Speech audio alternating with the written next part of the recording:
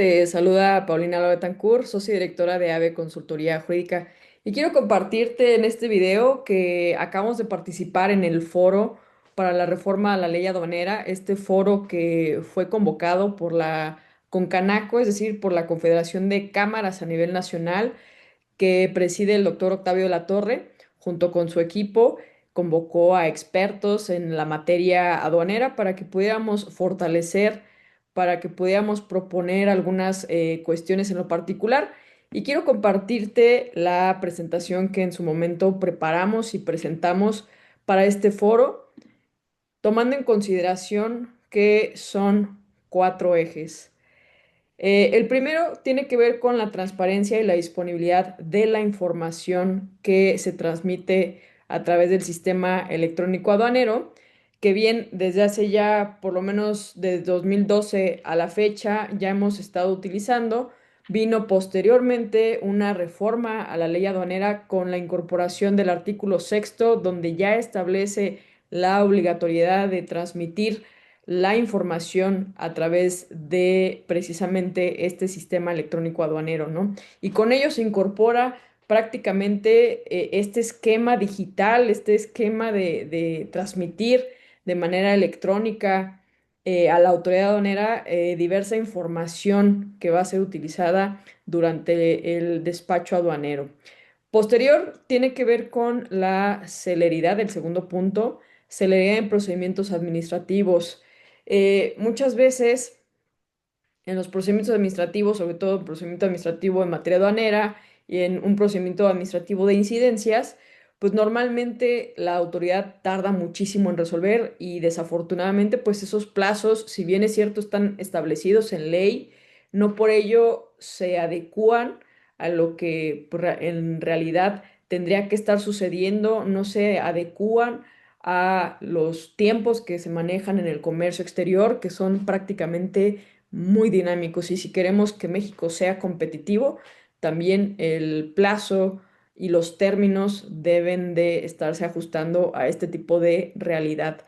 Y por otro lado, el punto número 3 tiene que ver con un recinto fiscalizado estratégico 2.0, tomando en cuenta si queremos aprovechar prácticamente la posición estratégica que ocupa nuestro país y si queremos aprovechar el tema del nearshoring, creo que tenemos que fortalecer ciertos mecanismos, ciertos regímenes, quitándoles un poco el enfoque que se ha venido manejando, particularmente un enfoque más de fiscalización. Aquí creo que bien vale la pena que podamos estarle apostando a un tema de facilitación, a un tema de gestión de riesgos. Más adelante voy a estar platicando de este tema. Y por otro lado, una cuarta propuesta que tiene que ver con agentes y agencias aduanales de cámaras y confederaciones, es decir, una patente para pues aquellas organizaciones, aquellos organismos empresariales que le levanten la mano para que puedan estar contando con una patente dentro de su estructura. ¿Con qué finalidad? Con la finalidad de acercar a la pequeña y mediana empresa a este tipo de operaciones, a que las cámaras y las confederaciones pues tengan también mayor infraestructura para que puedan llevar a cabo acompañamiento, para que puedan llevar a cabo la promoción de un comercio exterior donde prácticamente productos y servicios mexicanos tengan mayor presencia en el mundo. Pues bueno. Voy a avanzar con el tema de la transparencia y la disponibilidad de la información. ¿Cuál es la justificación y el porqué de esta propuesta? Pues prácticamente brindar certidumbre e información clara y en tiempo a los actores y participantes del comercio exterior. Mejora precisamente la competitividad de México como una plataforma logística y manufacturera. Es verdad que México ocupa una posición estratégica en el comercio internacional y debemos de aprovecharla. Asimismo, también se cumplen con estándares previstos por la Organización Mundial de Aduanas y también con el propio convenio de Kioto, que si bien es cierto, ya lo tenemos suscrito. Muchas veces pasa que hay acuerdos, que hay convenios que suscribe México, pero que tardamos en incorporar algunas cuestiones previstas en él.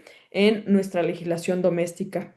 Por ello, la propuesta concreta en lo particular es establecer el acceso inmediato, completo y seguro de la información del contribuyente. Es decir, como contribuyente, como importador o exportador, se tiene la obligación de estar transmitiendo esta información y documentación al sistema electrónico aduanero, pero pues pasa que esa información, a final de cuentas, ya está en resguardo de la autoridad. Ya la autoridad hace un cruce de información pues muy sustancial. Sin embargo, de este lado de la cancha, prácticamente el contribuyente ya no tiene acceso a esta información y creo que bien vale la pena que lo haga, más por un tema, sí, de trazabilidad de la operación, pero también para fortalecer su esquema de cumplimiento y de gestión de riesgos. La segunda es la existencia de un sistema precisamente de trazabilidad y de acceso directo para monitoreo de operaciones en curso. Es decir, el conocimiento prácticamente en tiempo real del estatus del trámite de cada una de las importaciones, lo que viene siendo despacho, desaduanamiento, reconocimiento, verificación y diversos actos con motivo precisamente de una importación o de una exportación. ¿Y por qué es esto? ¿O por qué se propone esto? En la mayor medida que el contribuyente tenga la información certera y precisa de lo que está sucediendo con sus operaciones, va a ser la calidad de la toma de decisión. Es decir, si como contribuyente yo tengo muy poca información, pues precisamente la toma de decisión en función de qué hago o qué dejo de hacer en una operación, pues prácticamente se va a ver afectada. Entonces, en la medida de que los contribuyentes tengan conocimiento pleno de cuál es el estatus real de su operación, pues va a ser más eficiente la toma de decisiones, va a ser más eficaz y también va a haber mayor transparencia, que esto es totalmente importante. Por otro lado, habilitar acceso a registros de auditoría, inspección y documentación en tiempo real. Por ejemplo, si la autoridad aduanera ya ha levantado actas de incidencias, ya ha levantado procedimientos administrativos en materia aduanera, ya ha levantado verificaciones en transporte, si, no sé, ya ha habido alguna facultad de comprobación al contribuyente, me parece que todo este tipo de procedimientos tendría el contribuyente que tener acceso vía digital. ¿Para qué? Para que también pueda reconocer, ok, a ver, no sé, en el año pasado me hicieron o me levantaron 5 PAMAs, quiero saber por qué fue. ¿Fueron las mismas causas? Ah, ok, ya yo voy a saber cuál es mi riesgo, ¿no? Entonces creo que también el hecho de que el contribuyente pueda tener acceso a este tema de registro de auditorías, de inspecciones y de documentación en tiempo real, favorece muchísimo su gestión de cumplimiento. Por otro lado, justo incluir un módulo de alertas de cumplimiento y reportes dinámicos, permitiéndole al contribuyente contar con información para una gestión de riesgos. Si bien es cierto, se escucha desafiante el tema de en tiempo real por todo lo que implica, sobre todo porque son 50 aduanas.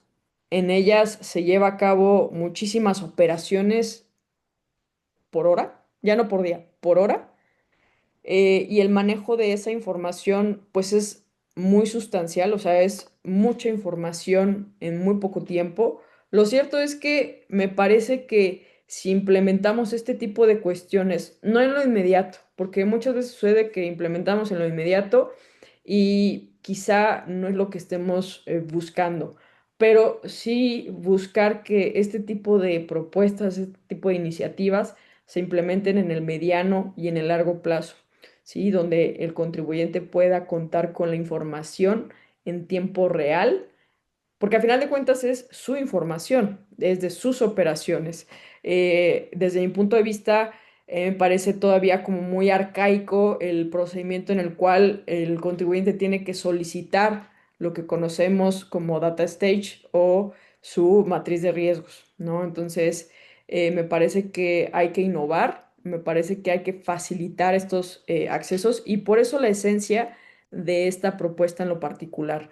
Los artículos a reformar, se sugiere la adición de un artículo 6A de la ley aduanera que complemente precisamente lo ya previsto por el artículo sexto. Ahora bien, en cuanto a la celeridad en procedimientos administrativos, ¿cuál es la justificación de esta propuesta? Es que la reducción de plazos para que la autoridad emita resoluciones de esta naturaleza encuentra su razón de ser, toda vez que si bien la ley contempla esos plazos, estos son excesivos y poco ajustados a la naturaleza de las operaciones de comercio exterior. Es decir, se trató en el foro, en promedio, cuando una mercancía está detenida en aduana, prácticamente el contribuyente tiene que absorber ciertos gastos, gastos y costos de almacenaje. Entonces, y esos gastos, pues no son nada baratos, ¿no? Entonces, si vamos sumándole, porque no solamente se tardan un día, sino estamos hablando de un periodo considerable, puede ser de entre 10, 20, 30 días, pues ya se torna un poco considerable la suma y los montos en los cuales se incurre. Por eso la propuesta concreta es la reducción de plazos en procedimientos aduaneros para brindar certeza jurídica, competitividad regional y ahorro precisamente en estos costos. Particularmente, tratándose de consultas de clasificación arancelaria, reducir el plazo de resolución de 3 a un mes. ¿Y esto porque cuando son consultas de clasificación arancelaria, es importante que podamos estar refiriendo que muchas veces ya solamente queremos y buscamos que la autoridad confirme un criterio? Es decir, nosotros en la argumentación ya más o menos vamos diciéndole, oye, a mí me parece y yo tengo elementos donde es esta clasificación. No, obviamente, quizá lo más tardado es el tema del análisis de la muestra, pero pues, prácticamente me parece que un tema de un mes es bastante sensato.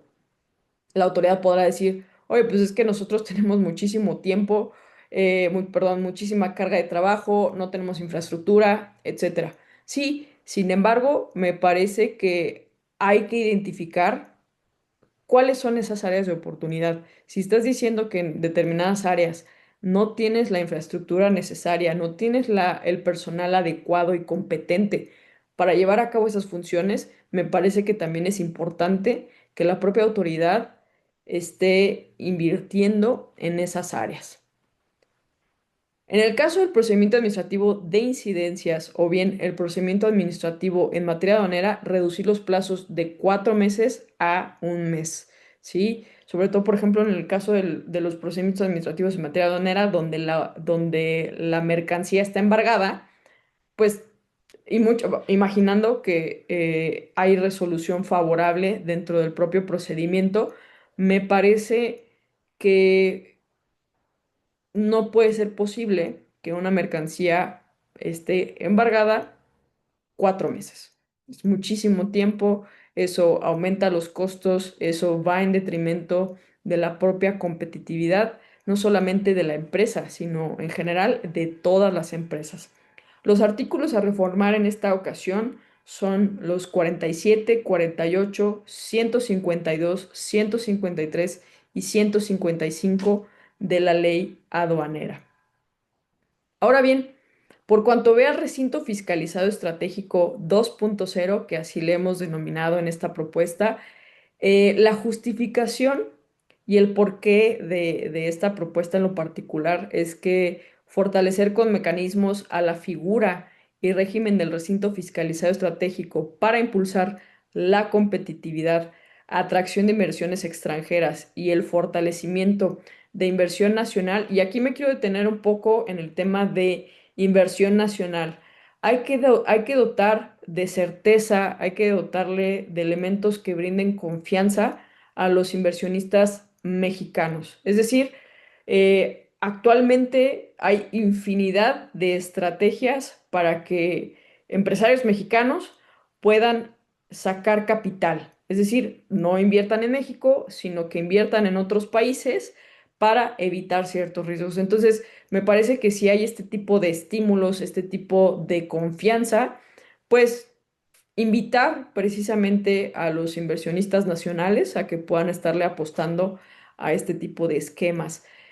También va a fortalecer mucho el detonar los polos de desarrollo establecidos en el Plan México. El Plan México es muy ambicioso. El Plan México se va instrumentando, pero si bien es cierto, aún faltan cosas. Me parece ser que en la realidad, en el día a día, se tienen que implementar acciones y una de estas, y algo que puede favorecer muchísimo, es que los polos de desarrollo cuenten principalmente con una herramienta muy profunda como lo es el recinto fiscalizado estratégico. También fomentar el aumento de la presencia de MIPYMES en este tipo de regímenes para fortalecer las cadenas de suministro. Normalmente asociamos este régimen a empresas extranjeras, empresas que vienen a invertir en México y que la inversión pues prácticamente es cuantiosa. Sin embargo, si acercamos, si simplificamos los requisitos para acceso a este régimen, me parece que pudiera ser una muy buena opción para que las MIPYMES pues, puedan estarse acercando a este tipo de instrumentos, a este tipo de régimen. ¿Para qué? Para fortalecer la cadena de suministro ante esta situación de los aranceles que estamos viviendo con nuestro vecino en Estados Unidos, donde el aumento, cómo va a impactar, etcétera, pues muchas veces en las empresas se tocó base y se empezó con la interrogante de, ok, este proveedor que normalmente traemos de X país, lo podemos encontrar en México y se han encontrado los desafíos que son muy pocos los proveedores. Entonces, creo que este tipo de mecanismos, el hecho de que se habilite o que se simplifiquen requisitos para acceso a este régimen por parte de las para que las MIPYMES puedan aprovecharlo, me parece que es algo que favorece muchísimo. Entonces, la propuesta en concreto es justo la simplificación de requisitos para acceder a este régimen enfocado precisamente a las MIPYMES. Recordando pues, que las MIPYMES son más del 90% de las empresas que existen en México. La segunda propuesta en particular, transferencias ágiles entre recintos y regímenes. Actualmente solamente se encuentran previstos en ley los movimientos dentro del propio recinto. Ahora, esta propuesta comprende precisamente una transferencia ágil entre un recinto fiscalizado estratégico y una empresa IMEX que no está dentro del propio recinto fiscalizado estratégico, o bien también al depósito fiscal. Es decir, hay que ir pensando que este esquema, que este régimen, pues no es tanto de estarlo fiscalizando, sino más que otra cosa es de supervisarlo, ¿sí? O sea, un enfoque más basado en riesgos. Por otro lado, la flexibilidad en plazos de permanencia. Pasar de prácticamente de los 60 meses que están establecidos en la ley aduanera, es decir, un plazo genérico. Sobre todo, por ejemplo, si es maquinaria, hay que movernos hacia lo que dispone la ley del impuesto sobre la renta para efectos de depreciación y es el plazo que nos permite. Entonces, pasar de esos esquemas a un modelo de plazos indefinidos, ¿no? O sea, sé que de repente muchos dirán, oye, pues es que es algo bastante arriesgado, como un plazo indefinido, es muchísima flexibilidad. eh, Hay que apostarle a que podemos hacer muy bien las cosas y que a este tipo de flexibilización nos va a permitir adaptarnos precisamente a ser más competitivos, ¿no?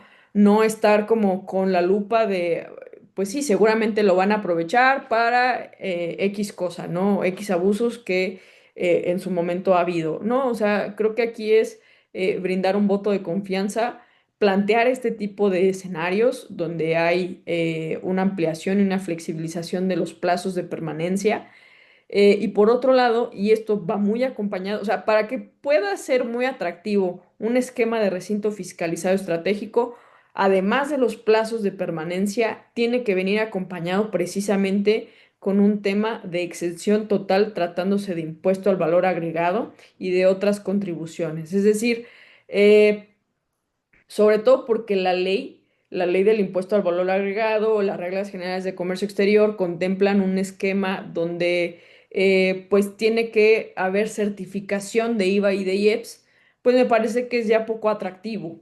¿No? El tema de recinto fiscalizado estratégico. Es decir, oye, a ver, en teoría, pues es un esquema muy benéfico donde me permite importar mercancías para transformarlas y demás, para darles cierto tratamiento y poder exportarlas.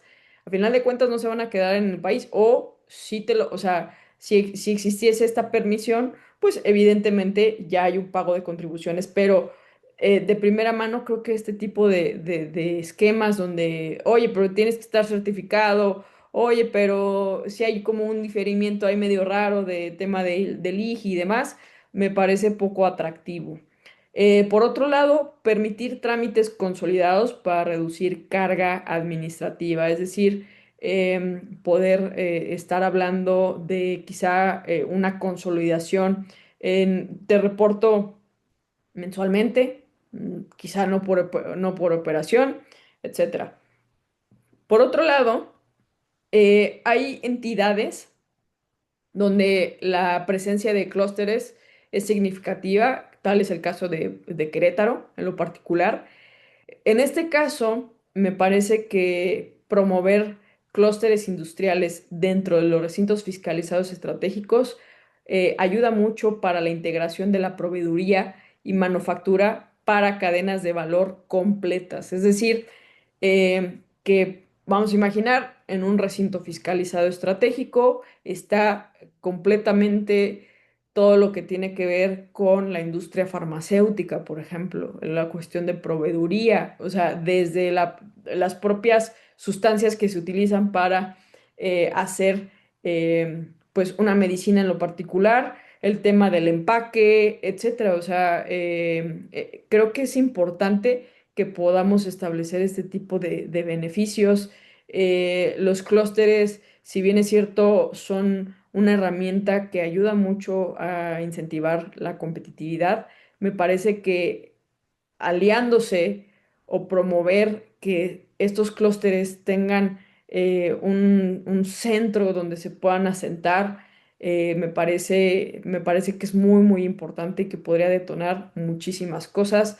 No se hable solamente por ejemplo, aquí en Querétaro, sino en el norte del país, en el noreste, que también la presencia de los clústeres es muy importante.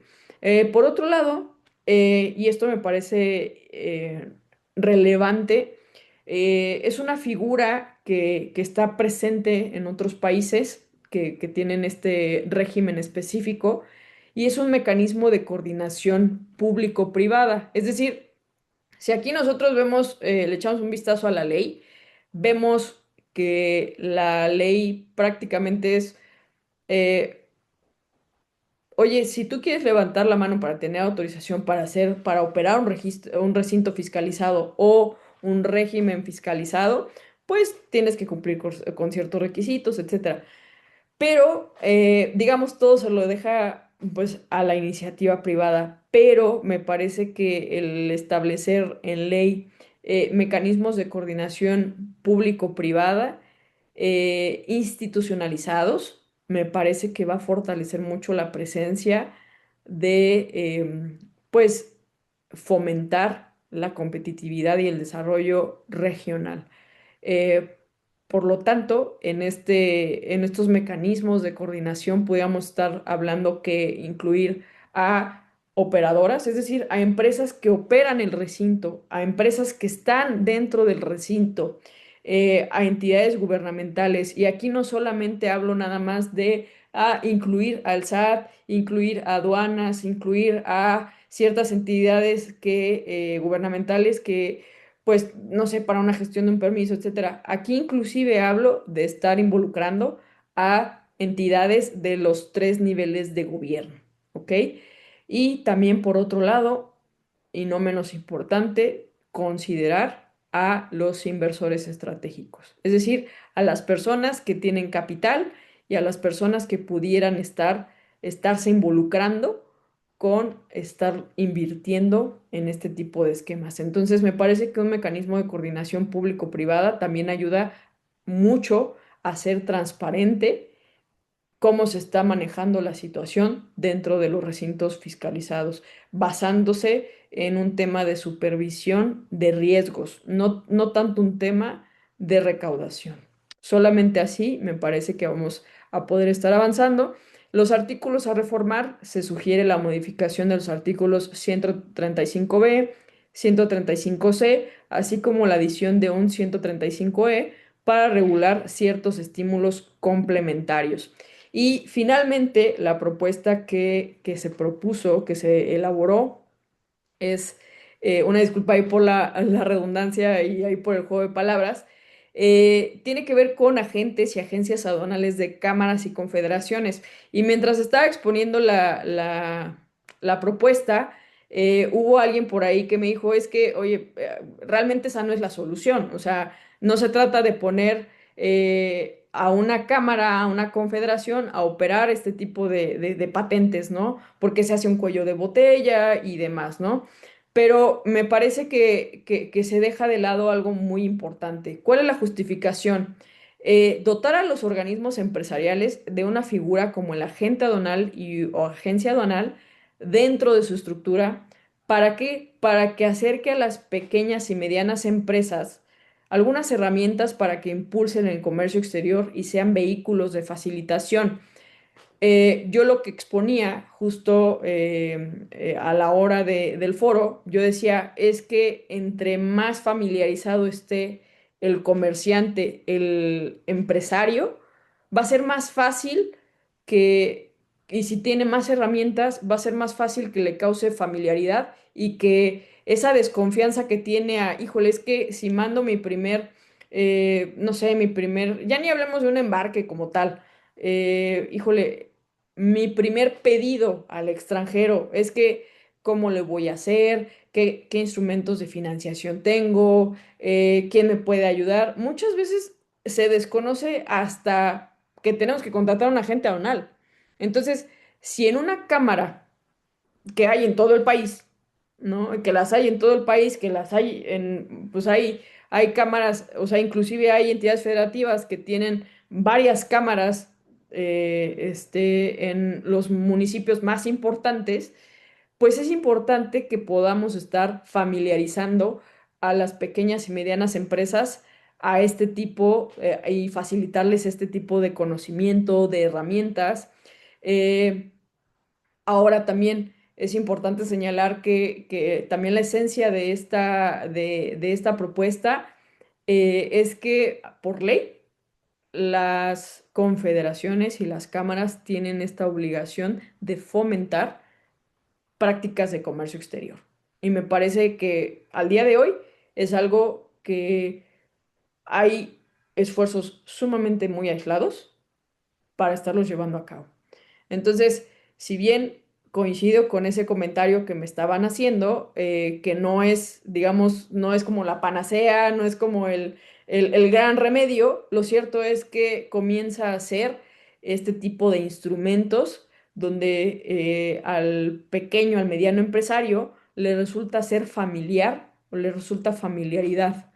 ¿Sí? Entonces, creo que por ahí también va. Ahora, la propuesta en concreto justo es facilitar a las pequeñas y medianas empresas una plataforma a través de las cámaras y confederaciones para que justo estos organismos empresariales cuenten con patentes para brindar servicios de esta naturaleza. Es decir, si yo en mi Cámara de Comercio, por ejemplo, aquí en Querétaro, estuviera un departamento donde además está inserta una patente aduanal, pero en este propio departamento hay herramientas de capacitación, de difusión del comercio exterior, de acompañamiento, pues me parece que es mucho, muy benéfico. También la propuesta en concreta nace porque está diseñada más para un tema no tanto de importación, sino de exportación. El impulso a la exportación de productos hecho en México, es decir, aquellos productos que con este relanzamiento del hecho en México, del distintivo, pues hay que aprovecharlo, ¿no? También con productos artesanales, con productos que ya cuentan con denominación de origen, perdón, y entre otros. Entonces, si bien son productos muy enfocados a la pequeña y mediana empresa, lo cierto es que al momento en que se cuente con este tipo de instrumentos, va a ser muchísimo más fácil romper con esa brecha y que más productos mexicanos estén y tengan presencia en el mundo. Entonces, no es la cereza del pastel, obviamente, ahí sí coincido con esta persona que me hacía este comentario, pero sí considero que es importante y relevante que las cámaras que hay en el país y los organismos empresariales comiencen a cerrar, digamos, cerrar filas y establecer herramientas, establecer acciones, implementar proyectos para que fomenten el comercio exterior mexicano.